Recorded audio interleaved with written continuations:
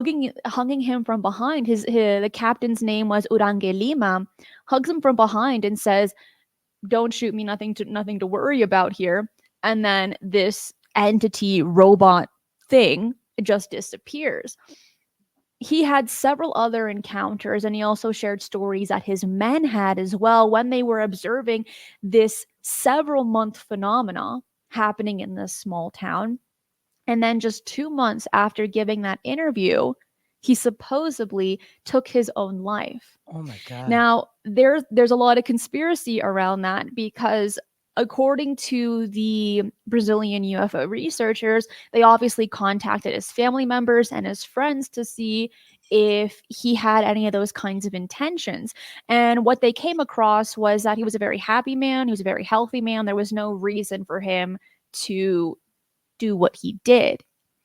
And so it just adds another layer of intrigue and conspiracy as well, because it follows a similar pattern to the Phil Schneider incident, where he was supposedly a part of the Dulce base fiasco with the aliens and with the scientists. Right. And then he spoke out about it. And then soon after, he had also supposedly taken his own life as well. That the Colares Brazil incident, there is so much to it. 2 people died from it as well, which is very significant. Why? Because with a lot of these UFO sightings and encounters, we don't hear of entities that are that malicious. Yes, we hear of alien abductions or people are probed, and it's not a good look, but they're returned. And a lot of the times, their memories are wiped, maybe to preserve them a little bit of sanity. Who knows? But with this case, we just don't hear, for starters, a sighting that is 6 months long. And on top of that, where there are thousands of witnesses, many of them that have suffered puncture wounds. And what happened was when the military came in, there was only one doctor there at the time. And they said, "You're going to tell everyone they have mass hysteria. That's it. Don't explain anything else. There's nothing to see here. You're going to tell every single one of your patients that it's all in their minds." She was going to do that until she had her own experience, her own encounter, where she saw several craft in the sky of different shapes as well. We're not looking at just one shape, we're looking at saucers, cigar shaped or cylindrical shaped as well, and a few others, and different colored beam of lights as well. And I believe she was walking with somebody, and the person next to her was paralyzed by this beam of light. And so that just solidified in her mind that all these other patients that went to her for medical assistance and advice, she now believed them. Before, she didn't. After she had her own experience, she's like, "Oh my goodness, this is unbelievable."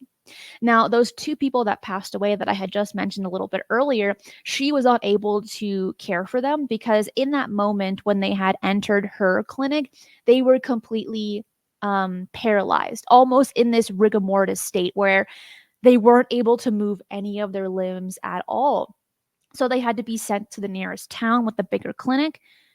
They both passed away. The doctor asked for the medical records on how they passed, and guess what? They were classified. To this day, we don't really have any information on how they passed. There are some rumors. There is some roundabout paperwork, but that's has to be one of the most intriguing cases for myself.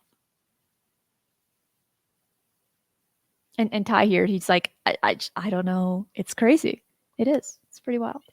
Because it again involves the death. And what do you take? All right. I don't really want to make this jump right away, but South America, there's something about it, right? There is. There's a lot of activity in South America. What is your take on A, why that is? B, do you think, because it seems there's multiple, I mean, Danny Sheehan talks about it. We had him on the podcast as the finale. He talks about 5 different races of beings that are visiting Earth. I don't know what you subscribe to or what you lean towards, but do you, you do talk about the maliciousness, there's a malicious, at least, type of being here. But there are also, like you talk about abductions, those seem like indifferent. I wouldn't say, a lot of those are like overtly terrible, like terrific, terror, or nights filled of terror for these people. Like you said, they try to wipe their minds, they do their best. It seems like it's like a science thing. And it's indifference if you look at it from like a step away and look at it from like a third party. Like, look what we do to tigers in the Serengeti. Right. Bag them and tag them. Right? It's not that we're trying to kill them or hurt them. It's like we're just here for research, but you don't know that. Let's wipe your memory because we're advanced. But down south, it seems that there's been multiple cases where not only have people died, but that there are terror attacks. We just heard Yeah. about one. South America is just a wacky continent when it comes to UFOs. And what's more interesting is that it's very openly spoken about as well, where family members have no issue mentioning it. Politicians have no issue. I'll provide you an example. Just a few weeks ago, there was a politician from Argentina who had shared his experience on the news. He was giving an interview on the news where he mentioned that a few years ago, I think it was in 2010 or 2012 or so, he was invited by a Tibetan monk in Spain to go visit him.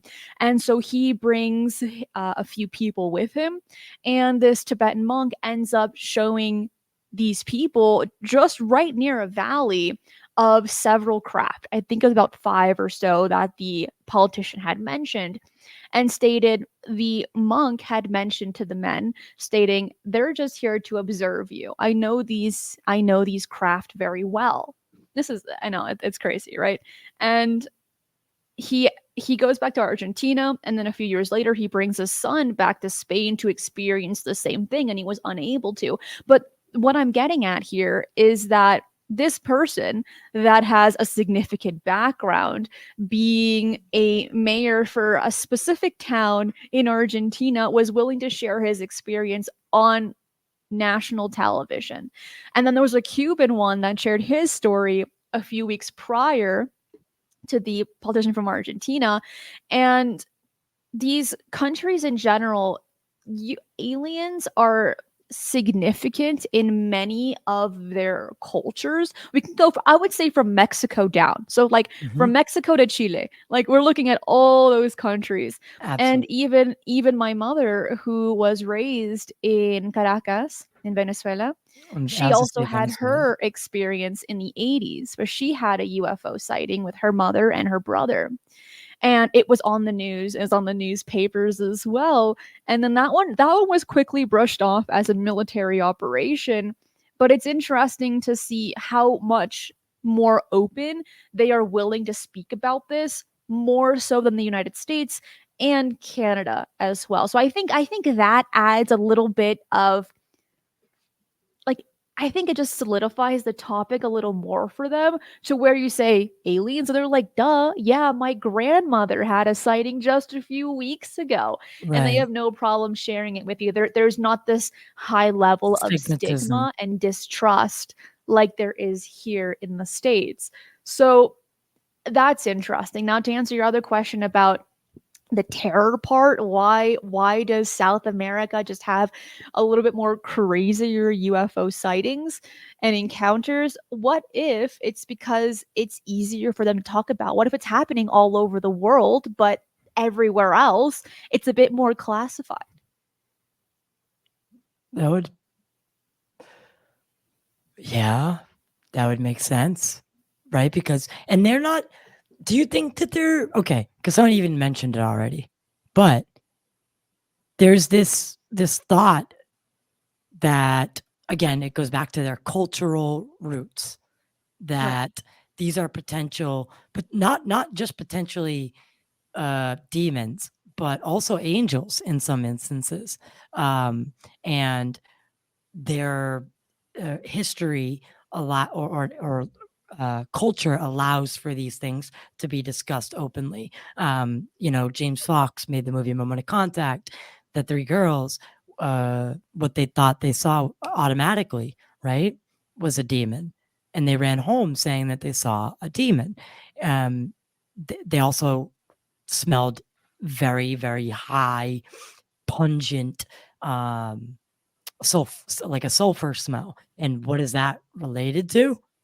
Demons. Right? So like the lore aligns. Is this, do you think that it may not be that life is imitating art here and that it's the opposite? That's a good question. I like the way that you phrased it. I think so. I think it's a possibility. Now, it's the labels that really confuse us. I think that's what really pulls us apart. And something that I mentioned consistently is demons and angels. If you believe them or not, just put that part aside. They are alien because they did not originate on Earth and they come from their own realms. They are By aliens. definition, they are By a definition. non-human intelligence. Exactly. So, yeah, put your hands up like that. Yeah, like, come on. Yeah, that's it. That's it. Exactly. So I think it's like the analogy of the square and the rectangle, right? But looking at angels and demons, they're interdimensionals, maybe. They could be as well. And that's also been thrown into the mix thanks to 𝗖𝗥𝗜𝗦𝗧𝗜𝗡 and has been really getting traction in the last, I would say, less than 10 years. People are more open to say maybe it's not just nuts and bolts. What if they are dimensional as well? So I think that is gaining my attention and many other people's attention. On top of that, we can't place all of our eggs in one basket. What if we're dealing with different types of entities, those that have a positive agenda for humanity, those that don't care, those that are just observers, like you had mentioned a little bit earlier, Ty? The possibilities here are endless, and we can't say that they're all our space brothers here to save the planet and cure cancer. I don't think that's the case, but maybe a few of them are. And the thing is that even looking at portals, those interest me, possibly even to other realms, like what was witnessed by the NID science team at Skinwalker Ranch, where according to, I want to put it in legend, according to legend, these scientists saw a portal open and a totally different environment on the other side. Would that be, if an entity were to come out, would they be classified as an interdimensional or something else? What do you think on that? I would say that they would absolutely. They're both. They're both. I mean, alien is a very crude word. I think we should get rid of it altogether. What would you replace it with? Non-human intelligence. It's a very more broad. It doesn't, until we can get to these entities and talk to them. I don't think, like, because aliens, we refer to people crossing the border illegally as aliens, right? So it's built in. It's got this negative connotation to it already. It's got package. I mean, not package. But I get what you mean. It's got baggage, right? So I think, I know, it's not, I'm not like, oh, tear the system down. But I think for the same reason they changed the word UFO to UAP is to get away from the connotation, right? And the baggage that came with the word UFO. So I think this shift towards the non-human intelligence allows for this interdimensionality. Because I just had Mark D'Antonio on the show, and he thinks that that's the way they're traveling here, is through dimensions. So even if they're aliens from a different solar system, they could still be using that interdimensional travel as a means and method. It would seem like it would be more sufficient than traveling the way we do, very linear and using fossil fuels as well. Of course, it'll take us forever to get anywhere, but hopping through portals, creating portals through dimensions to get from point A to point B almost instantaneously, I feel like that would just make more sense. And I've interviewed the Skinwalker Ranch team twice, and Brandon Fugel and his team